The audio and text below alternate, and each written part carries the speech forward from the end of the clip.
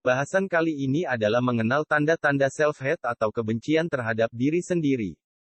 Perasaan tidak suka terhadap suatu hal adalah hal lumrah yang bisa dirasakan setiap orang. Masing-masing individu memiliki standar tertentu untuk menetapkan apakah ia menerima suatu hal atau malah membencinya.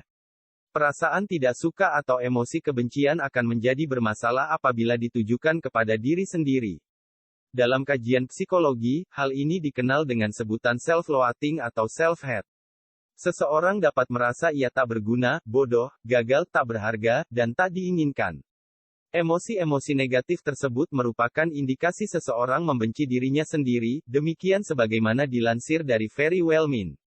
Kebencian terhadap diri sendiri dapat berakibat buruk pada mental seseorang. Ia dapat menurunkan kepercayaan diri, melahirkan kesedihan berkepanjangan, cemas, bahkan dapat berujung depresi. Apa saja tanda-tanda seseorang membenci dirinya sendiri? Beberapa indikasinya sebagai berikut. 1. Menetapkan tujuan dan target rendah. Orang yang membenci diri sendiri seringkali menetapkan target dan tujuan yang rendah. Ia menurunkan standar yang tinggi yang sebenarnya bisa ia capai karena takut pada kegagalan. Dengan menetapkan target yang mudah dicapai, sebenarnya secara tidak langsung seseorang mengafirmasi diri sendiri bahwa ia tidak cukup kapabel atau mampu mencapai hal besar yang ia inginkan. 2. Meminta maaf atas kesalahan kecil. Seseorang yang selalu meminta maaf atas kesalahan-kesalahan kecil biasanya merasa bahwa ia selalu salah dalam bersikap. Ia serba salah, bahkan dalam keadaan tertentu, merasa layak memperoleh kegagalan atas semua hal yang ia lakukan. Padahal kenyataannya semua orang melakukan kesalahan. Kita tidak dapat mengontrol semua hal yang terjadi di kehidupan kita. Jika sudah berusaha dan ternyata hasil yang dicapai tidak sesuai harapan, kita dapat mencobanya di lain waktu. Selalu meminta maaf, bahkan atas kesalahan kecil atau yang tak disengaja menunjukkan bahwa seseorang cenderung kurang menghargai kapasitas diri sendiri. 3. Keliru memotivasi diri sendiri. Orang yang membenci diri sendiri biasanya memotivasi diri dengan mengkritik diri sendiri.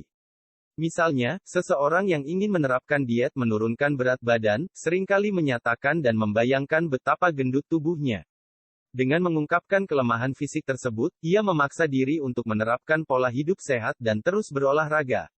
Kendati mengkritik diri sendiri dapat berhasil dalam beberapa keadaan, hal ini sebenarnya tidak baik dan cenderung melahirkan kecemasan dan mempertebal rasa tidak percaya diri. 4. Membandingkan diri dengan orang lain. Orang yang membenci diri sendiri seringkali membandingkan dirinya dengan orang lain. Baik itu dari sisi fisik, lingkungan, hingga pencapaiannya yang tak sebaik dan seberhasil orang lain. Daripada membandingkan diri dengan orang lain, mulailah untuk membandingkannya dengan diri sendiri di masa silam. Fokuslah pada nilai-nilai dan target yang ingin Anda capai. Bagaimanapun juga, setiap orang memiliki kesempatan dan lingkungan yang berbeda dari orang lain. 5. Mencari pengakuan orang lain melalui media sosial. Di era internet seperti sekarang, beberapa orang yang tidak puas dengan dirinya sendiri mencari pengakuan dan validasi di media sosial. Hal ini dilakukan, misalnya, dengan mengunggah hal-hal menyenangkan, serta yang bisa dipamerkan di media sosial demi memperoleh komentar dan like dari orang lain. 6. Tidak bisa menerima pujian. Jika Anda kurang bisa menghargai pujian atau mempercayai penghargaan dari orang lain, bisa jadi hal ini adalah indikasi bahwa Anda membenci diri sendiri. Hargai pujian tersebut, maka Anda akan merasa bahwa kepercayaan diri akan terus meningkat seiring waktu.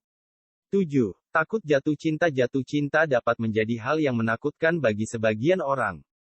Hal ini karena jika kita jatuh cinta, lalu menyatakannya kepada orang lain, berarti kita mengharapkan respons dari orang tersebut. Jatuh cinta dan menyatakannya juga berarti bahwa seseorang akan menunjukkan celah-celah dari kelemahan yang selama ini ia tutupi. Padahal orang yang mengalami self-hatred merasa tidak sempurna dan sulit menerima keadaan diri sendiri. Dan jatuh cinta menuntutnya untuk meminta orang lain menerima keadaan tersebut. Sebagaimana kata pepatah, tidak ada manusia sempurna, maka sebesar apapun kesalahan yang seseorang lakukan, ia layak untuk dimaafkan, setidaknya melapangkan dada dan memaafkan diri sendiri. Begitu saja penjelasan pada sesi kali ini, kurang lebihnya saya minta maaf.